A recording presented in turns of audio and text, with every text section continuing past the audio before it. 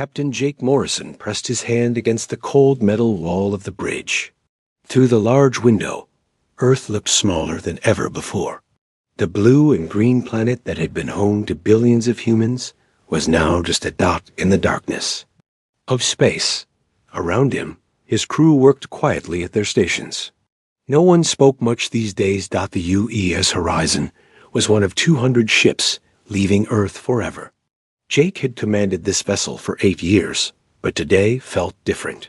Today, they were not going on a mission or exploring new worlds. Today, they were running away from home because they had been told to leave. Lieutenant Amy Brooks walked up to Jake's side. She was young, maybe 25, with short brown hair and tired eyes. Like everyone else on the ship, she had not slept. Well, in weeks. The stress of leaving everything behind was hard on everyone. "Captain, the last transport ship just cleared Earth's atmosphere," Amy said softly. "All civilian evacuation ships are now in formation. We're ready to jump to hyperspace when you give the order." Jake nodded, but did not look away from Earth. Somewhere down there, empty cities waited in silence. Parks where children used to play were now quiet. Schools, hospitals, and homes stood empty. The humans had taken everything they could carry, but they had to leave behind the places where they had lived, loved, and built their lives. 3 months ago, everything had been normal. Jake remembered that Tuesday morning when Ambassador Kira Walsh had arrived at the Human Colonial Authority building in New Geneva. She was a tall woman with gray hair and a serious face. She had served as humanity's voice to the galaxy for 15 years. That morning, she carried news that would change everything. The Galactic Council had made their decision. After 3 days of debate, the representatives of the major alien species had voted. The Zephyrians, with their long blue necks and proud attitudes, had voted yes. The Koraths, looking like giant bears with silver fur, had voted yes. Even the Vex Collective, with their shared mind and mechanical bodies, had voted yes. The decision was clear and final. Humanity had to leave the inner part of the galaxy. They were growing too fast, learning too quickly, and becoming too independent. The Council said humans were a threat to the balance of power.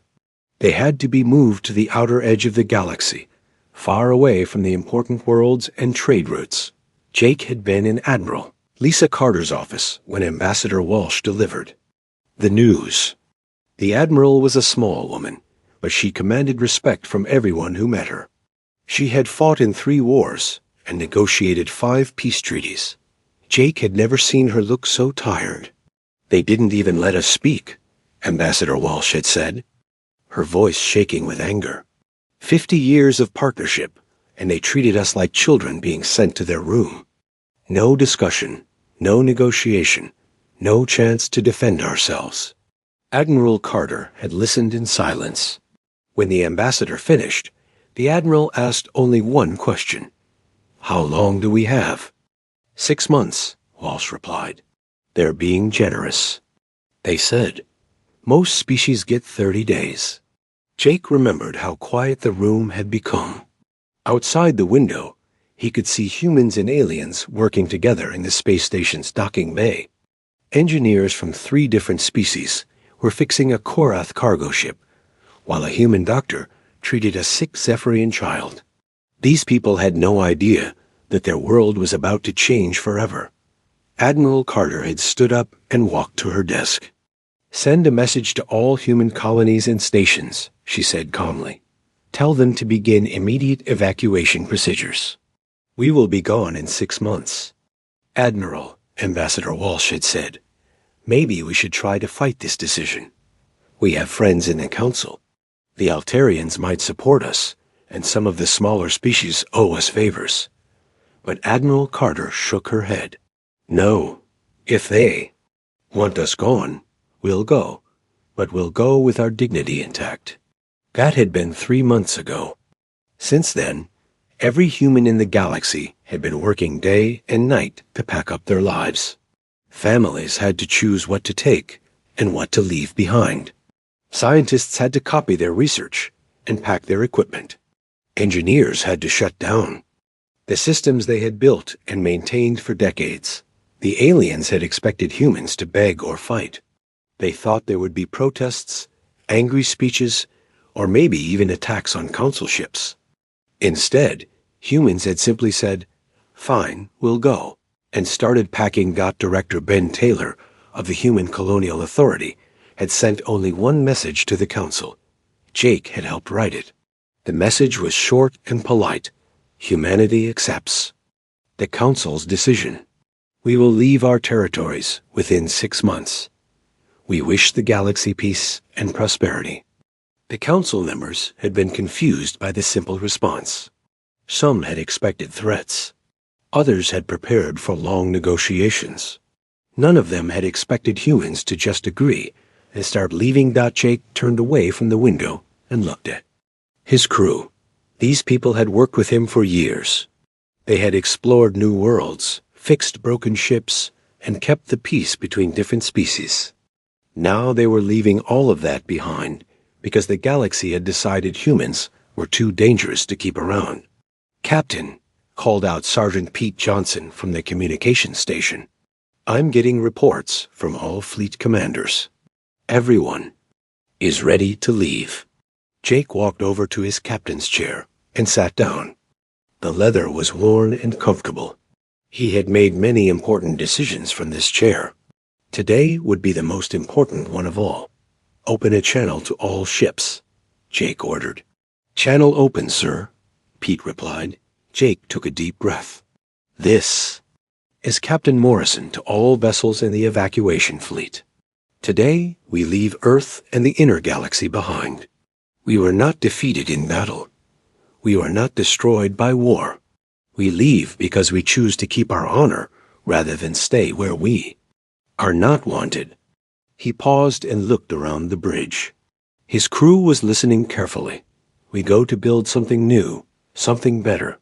We take with us everything that makes us human, our knowledge, our hope, and our determination to never give up. The galaxy thinks we are too dangerous to stay.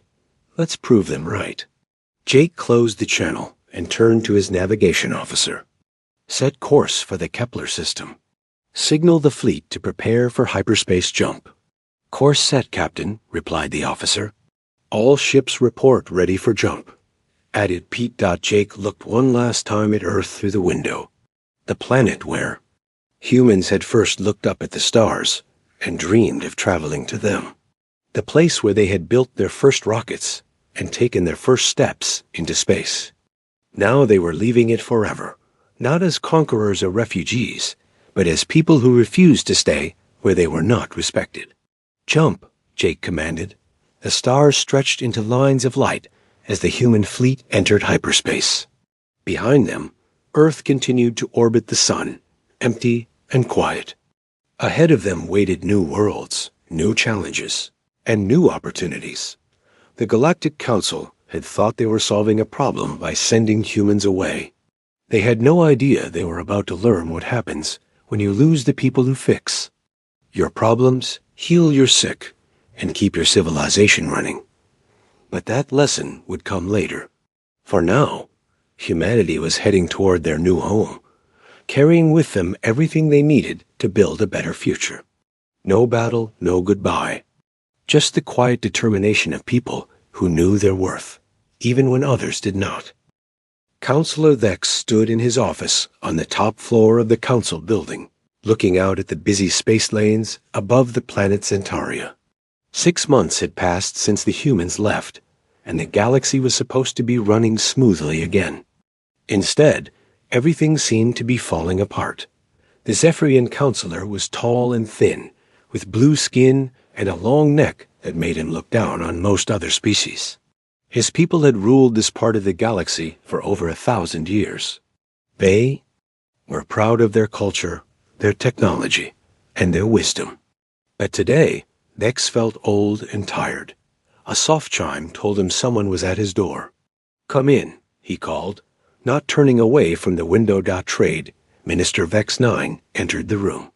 The robot-like being was part of the Vex Collective, a species that shared thoughts through computer implants in their brains. Vex 9's metal body moved with perfect precision, but today something seemed wrong. The usual smooth coordination was missing. "Counselor Vex," Vex 9 said in its electronic voice, "we must discuss the shipping crisis. Our cargo vessels are taking much longer to reach their destinations. The delays are getting worse every week." Vex turned around and walked to his desk. On the surface, a holographic map showed the galaxy's main trade routes. Red lights marked problems, yellow showed delays, and green meant everything was working normally. Most of the map was red and yellow. "How bad is it?" Vex asked, though he already knew the answer would not be good. 40% longer travel times on average, Vex 9 replied. Some routes are taking twice as long as they used to. The navigation systems are not working properly without human maintenance. Vex sat down heavily in his chair. The humans had been involved in everything, but he had not realized how much they did behind the scenes. They had created better navigation systems, improved the cargo handling procedures, and trained crews from dozens of different species. Now that they were gone, no one seemed to know how to keep things running. "What about our own technicians?" Vex asked. "Surely they can learn to operate the systems." Vex 9's head tilted slightly, a sign of uncertainty that was unusual for the normally confident collective being. "The human systems are more complex than we expected. Our engineers are studying them, but progress is slow. The humans did not just build machines. They built systems that think and adapt. Without their knowledge of how these systems work, we can only guess at repairs." Before Vex could respond, another visitor arrived. Dr. Kala Vorth was a Korath, one of the bear-like species that controlled most of the galaxy's mining and heavy industry. Her silver fur was streaked with gray, and she looked exhausted. "Counselor," she said as she entered, "we have a medical emergency. The hospitals on 12 different worlds are requesting immediate assistance." "What kind of emergency?" Vex asked, though he suspected he already knew. "The Terran Medical Initiative hospitals are operating at 60% capacity," Dr. Vorth explained. "We cannot make several important medicines that humans developed. The chemical formulas are too complex for our laboratories to reproduce." She pulled up a holographic display showing sick patients in hospital beds. "There is a plague outbreak on Nexus Prime. Normally, we would use human-developed treatments to stop the spread, but we cannot make the medicine without their expertise. The disease is spreading faster than we can treat it." Vex felt a cold fear growing in his stomach. "How many people are affected?" "So far, 3,000 cases on Nexus Prime alone. But the disease has appeared on 4 other worlds in the past week. Without the human treatments, we estimate it could spread to millions of people." The counselor stood up and walked to the window again. Below, he could see aliens from dozens of different species walking through the streets of the capital city. They had no idea how much danger they were in. "What about the human medical knowledge?" he asked. "They must have left some information behind." Dr. Vorth shook her head. "They took everything with them. All research files, all medical equipment, all treatment protocols. The hospitals they left behind have basic equipment, but not the advanced systems they developed over the past 50 years. Vex remembered the debates in the council chambers 6 months ago. The other counselors had argued that humans were becoming too powerful, too independent. They were developing technology faster than the established species could control. Some had even suggested that humans might try to take over the galaxy if they were not stopped. Now he wondered if they had made a terrible mistake. "There is more bad news," Vex 9 said quietly. "The collective is experiencing coordination problems. Our hive mind network is becoming unstable." This was the worst news yet. The Vex collective was one of the most powerful species in the galaxy, because they could share thoughts instantly across vast distances. Their ability to work together as one mind made them incredibly efficient and nearly impossible to defeat in battle. How is that possible? Vex asked. The cybernetic implants that connect our minds were improved using human neural interface technology, Vex 9 explained. Without regular updates and maintenance, the implants are beginning to fail. Some of our people are becoming disconnected from the collective. They are experiencing what you might call loneliness. For a member of the Vex collective, being disconnected from the shared mind was like being blinded and deafened at the same time. They had never learned to function as individuals because they had always been part of something larger. We calculate a 73% probability of societal collapse within 18 months if the degradation continues. Vex 9 added. Vex sat down again and put his head in his hands. In just 6 months, everything the Council had worked to protect was falling apart. The humans had not conquered them with weapons or threats. They had simply become so useful, so essential, that the galaxy could not function without them. What do the other council members say? He asked. The Koraths are dealing with their own problems, Dr. Vorth replied. Their mining equipment is breaking down without human maintenance protocols. 3 major mining operations have already shut down completely. And the smaller species? Vex asked. Many are requesting emergency aid, Vex 9 said. The Altarians, the Draconis, the Centauri Federation. They all depended on human expertise for various systems. Without that support, they are struggling to maintain basic infrastructure. Vex walked to his desk and activated the communication. System, connect me to the other council members. We need an emergency session. As he waited for the connection, Vex thought about the human response to their exile. There had been no angry speeches, no threats of revenge, no attempts to sabotage the systems they left behind. They had simply packed up and left, taking their knowledge and skills with them. Maybe that was the most frightening thing of all. The humans had not needed to fight back because they knew that the galaxy would eventually realize what it had lost. Meanwhile, far away in the outer rim of the galaxy, the humans were building something new. On a planet they called New Haven, Commander Rick Hayes was establishing the first human enclave. The world was harsh and challenging, but the colonists worked with the same quiet determination that had made them valuable to the galaxy. They had brought more than just their personal belongings to their new home. Hidden in the data banks of their ships were complete copies of every human contribution to galactic civilization. Medical research, engineering designs, navigation algorithms, and thousands of other innovations that had made life better for billions of beings. But now those innovations would serve only humanity. And whoever earned their friendship and respect, the galaxy was learning a hard lesson about the difference between power and dependency. The Council had thought they held all the power because they made the laws and commanded the fleets. But real power belonged to the people who kept the lights on, healed the sick, and solved the problems that everyone else ignored. The humans were gone, and the cracks were beginning to show. 2 years had passed since the humans left, and Ambassador Yex Prime walked through the empty corridors of the Council building with heavy steps.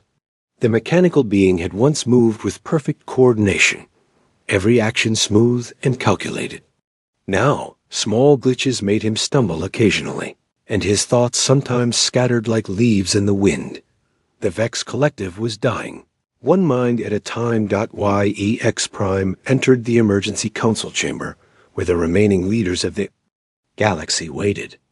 The room that had once held representatives from 50 different species now hosted only 12. Many smaller worlds had stopped sending ambassadors because they could no longer afford the journey. Their economies had collapsed without human support. Councilor Vex looked older than his 800 years. His blue skin had faded to a pale gray, and his once proud posture had bent under the weight of constant crisis. The Zephyrian Republic was fracturing as different colonies blamed each other for the disaster. The situation grows worse each day, Vex began, his voice tired and hollow. The outer colonies are declaring independence. They say the Council failed them when we sent away the humans. General Korax of the Korath Empire slammed his massive paw on the table. The bear-like alien's silver fur was dirty and unkempt. His. People were proud warriors and builders, but they had depended on human engineering more than anyone realized. Our mining operations have collapsed completely, Korax growled. The excavation equipment fails every few days. We have engineers working around the clock, but they cannot fix what they do not understand. 3 of our major industrial worlds have gone dark. No power, no communication, no hope. Dr. Vorth, the Korath medical officer, nodded sadly. The plague. That started on Nexus Prime has spread to 47 worlds. Without human medicine, we can only slow the disease, not stop it. The death count is approaching 2 million beings. But it was Yex Prime who carried the worst news of all. The Vex Collective had been the backbone of galactic communication and coordination for centuries. Now that backbone was breaking. We must speak of the unthinkable, Yex Prime said, his electronic voice crackling with static. The collective is fragmenting. Our neural implants continue to degrade without human maintenance. We estimate that 60% of our population has lost connection to the shared mind. The other council members stared at him in shock. The idea of the Vex Collective falling apart was like imagining the sun going out. It seemed impossible. What does that mean for your civilization? Asked Councilor Vex. Our people are experiencing individual consciousness for the first time in 1,000 years, Yex Prime explained. They do not know how to make decisions alone. They do not understand personal desire or fear. Many are becoming catatonic from the shock. Others are acting irrationally, driven by emotions they cannot comprehend. He paused, and for a moment, his mechanical face showed something that looked like pain. We have civil war breaking out between different hive nodes. Groups that were once part of the same mind are now fighting each other because they can no longer communicate properly. The chamber fell silent. Outside the building, they could hear the sounds of protests and riots. The people of Zentaria, the Council's capital world, were demanding answers and solutions that their leaders could not provide. We need to contact the humans, said Dr. Vorth quietly. We must ask for their help. General Korax shook his massive head. They are beyond our reach. Our long-range communications are failing without their relay stations. We do not even know where they went in the outer rim. Some of our exploration ships have reported detecting human signals near the Kepler system, offered a minor counselor from the Draconis Federation. But the journey would take months, and we are not certain. Our ships could make the trip without breaking down. Councilor Vex stood up and walked to the large window that looked out over the capital city. Smoke rose from several districts where protests had turned violent. The elegant spires and floating platforms that had once shown the glory of galactic civilization were now scarred by damage and neglect. Even if we could reach them, Vex said slowly, why would they help us? We cast them out like criminals. We treated them as a threat when they were our greatest asset. Meanwhile, in the far reaches of space, Captain Pete Johnson stood on the bridge of the FFS New Dawn, watching his crew perform a routine patrol of human space. The former sergeant had been promoted to ship commander when the human fleet expanded to protect their growing territory. The transformation of human society in just 2 years was remarkable. What had started as refugee camps on harsh frontier worlds had become thriving colonies. New Haven, their capital world, now hosted over 10 million people and served as the center of a growing network of human settlements. Captain, called Lieutenant Sarah Walsh from the communications station, we're receiving another distress signal from the inner galaxy. This one is from the Altarian system. Pete walked over to review the message. The Altarians had always been friendly to humans, but they had been too small and weak to oppose the Council's decision to exile humanity. Now they were paying the price for their silence. What do they need? Pete asked. Medical assistance, Sarah replied. The plague has reached their homeworld. They're requesting any help we can provide. Pete thought for a moment. President Amy Brooks had established a clear policy about contact with the inner galaxy. Humanity would provide humanitarian aid to those who asked for it, but only on human terms. No strings attached, no political demands, and no return to the old system of being taken for granted. Send a medical ship to the Altarian system, Pete ordered. Standard humanitarian mission. Help them fight the plague, but make it clear that this is a one-time assistance unless they want to establish formal diplomatic relations with the Human Alliance.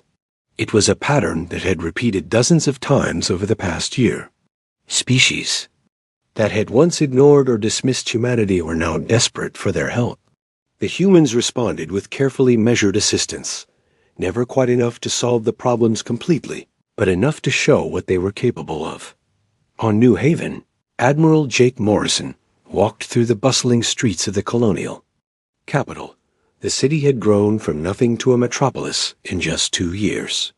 Human ingenuity, freed from the restrictions and regulations of the old council, had created wonders that surprised even their builders. The architecture was uniquely human, blending practical engineering with artistic beauty. Buildings rose in spirals and curves that seemed to defy gravity, held up by construction techniques that human engineers had developed in secret during their final years in council space. Jake stopped at a cafe where he was meeting with Dr. Linda Torres, the head of human scientific development. She was a small woman with graying hair and bright eyes that sparkled with intelligence. The council sent another message. Dr. Torres told him as he sat down. They're offering to negotiate our return to the inner galaxy.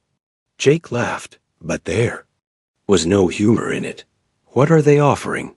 Full citizenship rights, representation on the council, and guaranteed autonomy for our colonies, she replied. And what do they want in return? Our complete scientific database, immediate deployment of medical teams to fight the plague, and restoration of all the systems we maintained before our exile. Jake shook his head. They still don't understand, do they? They think this is about politics or territory. They want us to fix their problems and then go back to being their reliable servants. Dr. Torres nodded. President Brooks asked me to prepare a response. I think she wants to make our position very clear. The message that President Amy Brooks sent to the council 3 days later was polite but firm. It thanked them for their offer, but explained that humanity had moved beyond the old system. They were building something new, something better, and they had no interest in returning to a galaxy that had treated them as a threat rather than as partners. The galaxy had made its choice, and now humanity had made theirs. The cascade effect was accelerating, and there seemed to be no way to stop it. The HFY reconciliation moved slowly through the darkness between stars, carrying the most important diplomatic mission in galactic history. Captain Zara Velen, a Zephyrian officer who had opposed the human exile from the beginning, watched the long-range sensors as they approached the outer rim territories. How much longer until we reach human space? Asked Ambassador Thex. The once proud counselor now looked frail and desperate. His government had collapsed 3 months ago when the outer colonies declared independence. He was no longer a counselor, but a refugee seeking help from the people his species had cast out. 2 more days, Captain Velen replied. The journey has taken longer than expected. Our navigation systems are still unreliable without human maintenance. In the passenger compartment, the highest-ranking survivors of the old galactic order sat in uncomfortable silence. General Korax had aged decades in just 3 years. His mighty Koroth empire had fractured into dozens of warring clans fighting over the few remaining working minds. Half of his industrial worlds were dark, their populations either dead from plague or scattered to refugee camps. Dr. Kalavorth stared out the window at the stars. her silver fur now completely white from stress. The medical crisis had claimed over 50 million lives across the galaxy. Entire species were on the verge of extinction because they could not treat diseases that had once been easily curable. But the most changed passenger was Yex Prime. The former collective leader now spoke and acted as an individual, something that would have been impossible 3 years ago. The breakdown of the Vex Collective had forced its members to learn independence, but the cost had been terrible. There, civilization had torn itself apart in civil wars, as different fragments of the former hive mind fought for dominance. "I still cannot believe we are doing this," muttered General Corax, "begging for help from the species we exiled." "We are not begging," said Yex Prime, though his voice lacked conviction. "We are negotiating. We have things to offer them." "What could we possibly offer?" asked Dr. Vorth. "They have surpassed us in every way that matters. Our technology is failing, our governments are collapsing, and our people are dying. What do we have that they want?" The question hung in the air without an answer, because they all knew the truth. They had nothing to offer except their surrender. The journey to human space had taken 4 months to organize and approve. The old council had dissolved completely, replaced by a desperate alliance of surviving governments. Many species had simply given up and retreated to their homeworlds to wait for the end. Others had tried to rebuild their civilizations from scratch with limited success.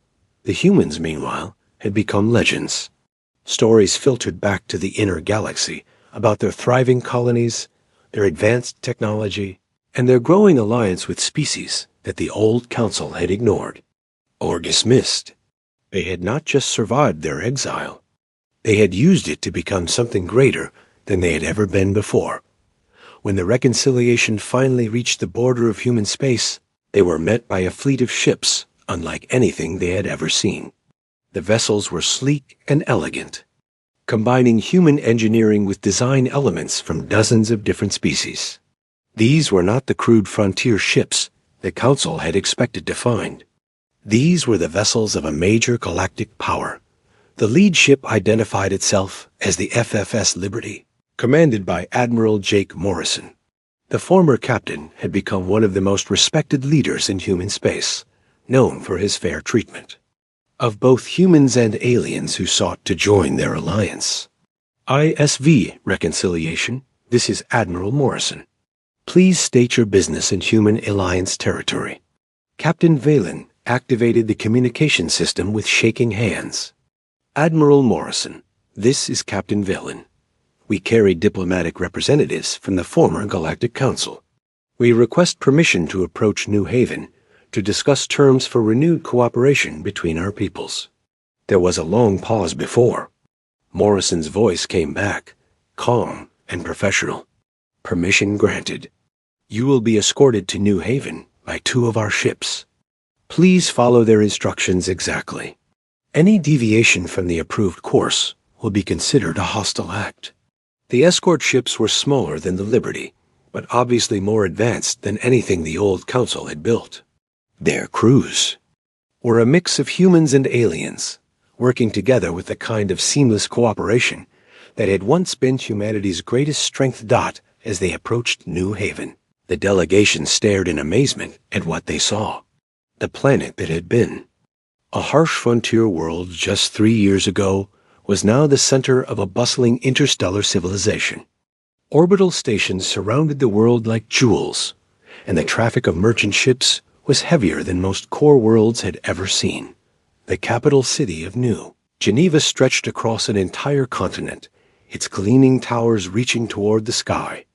Parks and gardens were visible from orbit, showing that the humans had not sacrificed beauty for function. This was not the desperate refugee settlement the Council had expected to find. This was the capital of a civilization that had surpassed.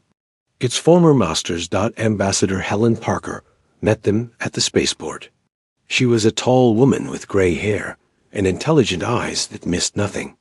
She had been a minor trade representative during the old Council days, and now she spoke for one of the galaxy's major powers. "Gentlemen, Doctor," she said with polite courtesy, "welcome to New Haven. I trust your journey was comfortable despite the circumstances." The delegation was escorted to a conference room in the planetary government building. The architecture was distinctly human, but incorporated elements from many different cultures. It was a statement of inclusion and diversity that stood in sharp contrast to the rigid hierarchies of the old council. "We appreciate you agreeing to meet with us," began former Councillor Vex. "We come with an offer of cooperation and mutual benefit." Ambassador Parker sat across from them with a small smile that did not reach her eyes. "Please, speak freely. We are always interested in hearing proposals from our former colleagues. The situation in the inner galaxy has become challenging." Vex continued carefully. "We believe that renewed cooperation between our peoples could benefit everyone involved." "What kind of cooperation did you have in mind?"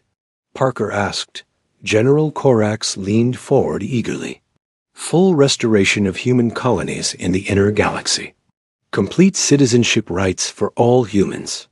Guaranteed representation on a reformed council, with humans as equal partners." "And in return?" Parker asked. "Your complete scientific database," said Dr. Vorth. "Medical teams to help fight the plague. Engineers to restore our failing infrastructure. A return to the old system of cooperation." That benefited everyone. Parker was quiet for a long moment, studying the faces of the desperate aliens who had once held ultimate power over human destiny. When she finally spoke, her voice was gentle but firm. "I'm afraid you still don't understand the situation. You're asking us to fix your problems and then return to being your reliable servants. You want the benefits of human innovation without acknowledging the fundamental errors that led to this crisis." "What errors?" asked DX Prime, genuinely confused. "You saw us as a threat to be contained rather than partners to be valued," Parker replied. "You made decisions about our future without including us in the discussion. You assumed that we would always be available to solve your problems, no matter how you treated us." She stood up and walked to the window, looking out at the thriving city below. "The galaxy made its choice 3 years ago. You decided you didn't need us. Now we've decided we don't need you." The delegation sat in stunned silence. They had expected negotiations, compromises, perhaps even demands for reparations. They had not expected simple rejection. "Surely there must be some arrangement we can make," pleaded Vex. "Our people are dying. Our civilizations are collapsing. And that is truly tragic," Parker replied with genuine sympathy. "But it's not our responsibility to fix the consequences of your choices. You created this situation. You must find your own way out of it." A meeting was over, and with it, the last hope of the old galactic order. 5 years after humanity's departure from the inner galaxy, Secretary of State Mark Wilson stood in his office on New Haven, reading reports from across the known universe. The morning briefing painted a picture of two very different realities, separated by vast distances and choices made long ago. In the inner galaxy, the old Galactic Council no longer existed. The Zephyrian Republic had split into 7 independent states that barely spoke to each other. The Korath Empire had shrunk to a handful of mining worlds where families fought over the last working equipment. The Vex Collective had completely fragmented, its former members now living as confused individuals who still did not understand how to function alone. Some worlds had managed to maintain basic civilization, but most had fallen into economic collapse and technological decline. The plague that started on Nexus Prime had finally burned itself out, but not before claiming over 100 million lives across 40 systems. Trade between worlds had almost stopped because navigation and communication systems continued to fail without human maintenance. But the Outer Rim told a different story entirely. The human alliance had grown from desperate refugees to a major galactic power in just 5 years. Their territory now included over 200 settled worlds and 50 space stations. More importantly, they had created something that had never existed before. A truly inclusive galactic civilization. Mark walked to his window and looked down at the street below. New Geneva had become one of the most diverse cities in the galaxy. Humans worked alongside Altarians, whose crystal-like beings sparkled in the morning sun. Draconis merchants, with their reptilian features and colorful scales, sold goods imported from dozens of worlds. Even some former Vex Collective members had found homes here, learning to live as individuals with the patient help of human counselors. These were the species that the old council had dismissed as primitive or unimportant. Under human leadership, they had discovered talents and abilities that no one had recognized before. The Altarians turned out to be brilliant mathematicians whose crystal minds could solve complex equations instantly. The Draconis were natural explorers who could navigate dangerous space anomalies that stopped other species. Even the scattered Vex individuals brought unique perspectives that came from their experience of shared consciousness. A soft chime indicated that someone was requesting entry to his office. "Come in," Mark called. Admiral Jake Morrison entered, carrying a datapad with the latest intelligence reports. The former ship captain had become one of the most trusted military leaders in the Alliance, but today he looked troubled. "Mark, we need to talk about the situation in the Kepler 442 system," Jake said, taking a seat across from the desk. "The refugees?" Mark asked. He knew that more people were fleeing the inner galaxy every month, seeking safety in human space. "It's getting worse." 3 more ships arrived yesterday, carrying families from the former Korath territories. They're asking for asylum, but they're also carrying diseases we've never seen before. Dr. Torres thinks the medical crisis in the inner galaxy has created new plague variants. Mark nodded grimly. The Human Alliance had a strict policy about refugees. Anyone who came seeking help was welcome, but they had to undergo complete medical screening and cultural integration training. The humans had learned from the old councils mistakes and refused to create second-class citizens. "What's our capacity for handling more refugees?" Mark asked. "We can manage the medical issues," Jake replied. "But the cultural integration is more challenging. These people come from societies that collapsed completely. They don't understand concepts like individual responsibility or democratic decision-making. Some of them expect us to simply take charge and tell them what to do. It was a problem the Alliance faced regularly. People from the inner galaxy had lived for centuries under rigid hierarchies where a few species made all the decisions. The idea that every individual, regardless of species or background, had a voice in government was foreign to them. "How is the integration program working?" Mark asked. "Better than expected," Jake admitted. "The Altarian counselors have been particularly effective at helping former collective members adjust to individual consciousness. And some of the refugees are bringing valuable skills. We have a group of Korath engineers who know mining techniques that could be useful on our frontier worlds." Mark made notes on his datapad. The refugee situation was just one of many challenges facing the Alliance, but it was also an opportunity. Every person who found a new life in human space became an advocate for their way of doing things. A communication alert interrupted their discussion. Mark activated the holographic display to see Ambassador Helen Parker calling from the diplomatic station at the edge of Alliance space.